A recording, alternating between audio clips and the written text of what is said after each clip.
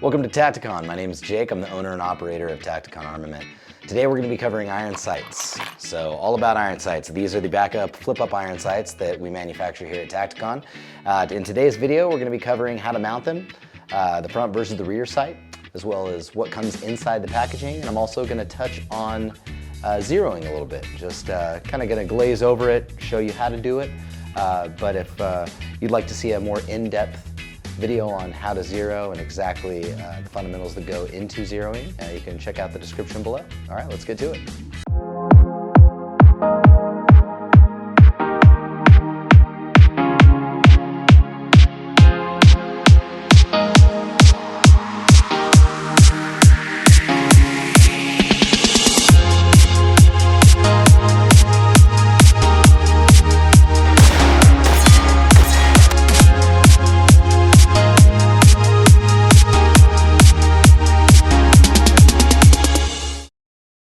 All right, so the first thing we'll cover is what comes inside the packaging. You'll get a wooden box. It will be wrapped in shrink wrap.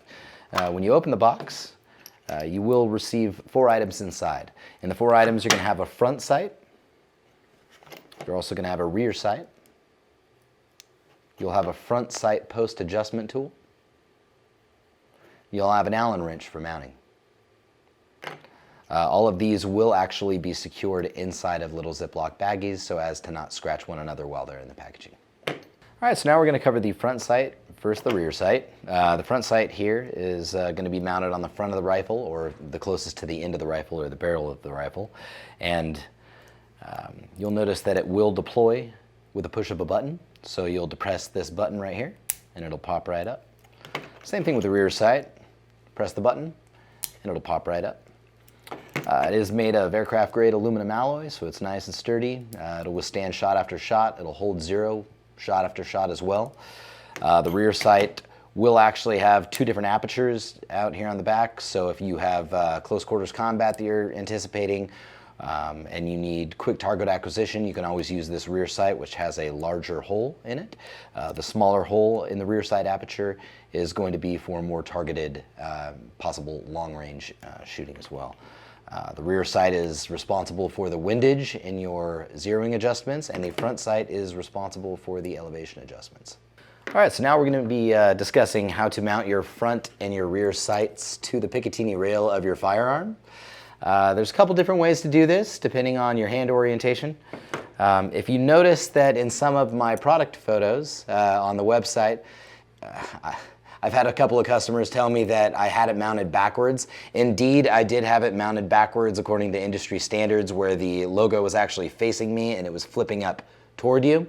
The reason was for that is branding purposes. You can also do that if you are left-handed. So if you're a left-handed shooter and you're pulling the trigger with your left hand and you need to quickly deploy your iron sights, you can reach over and hit this button with your right hand and deploy the iron sight up. So that may be one reason why you want the logo facing to you. For all intents and purposes, for other right-handed shooters, we're going to want the logo facing away from you. You're going to want the iron sight deploying away from you as well. So when you mount, the first thing to cover when you mount the iron sights is exactly where you want it on your rail. I typically like keeping my iron sights as far apart as possible. The farther apart you have your iron sights, the more accurate your shot is going to be.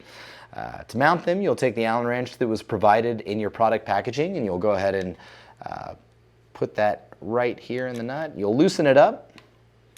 You'll mount it as far back on your rifle as you like.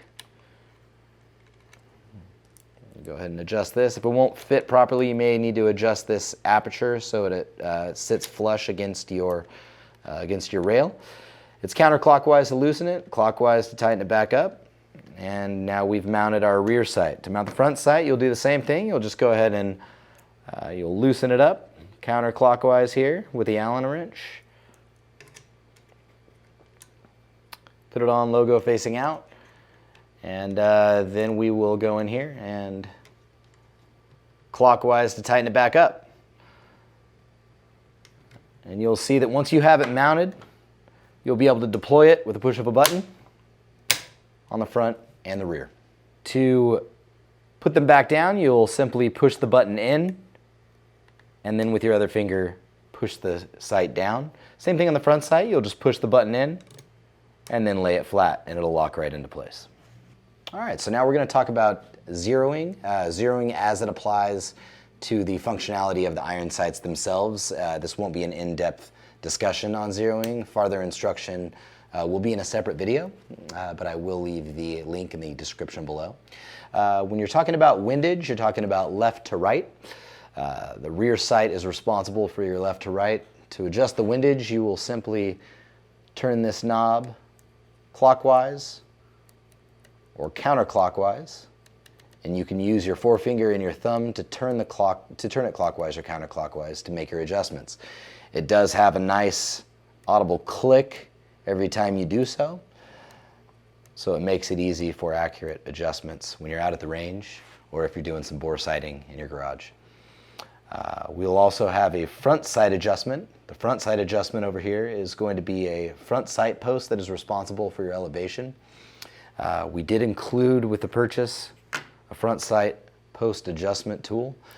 It's got two sides in case you have another one. If you have a different iron sight that has a 5-prong adjustment, then you just throw it in your toolbox for use with that. But this particular iron sight has 4-prong adjustments. So you'll go ahead and switch it over to the 4-prong side. This 4-prong side right here will fit on top of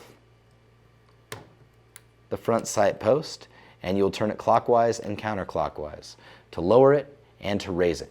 You'll notice that there's 4 small divots inside of this.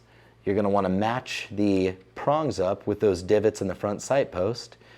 You'll get it in there, you'll feel some spring retention there, and then you simply move it clockwise or counterclockwise, depending on where you need your adjustments to go. When you do mount these, make sure that you're taking the Allen wrench and mounting them as tight as possible. That way, when you're putting 1,000 rounds through here, you'll be able to maintain 0. So really get it in there, switch it over to this side right here to where you're adjusting with the long side, and you can get some leverage and really crank these down on your Picatinny rail.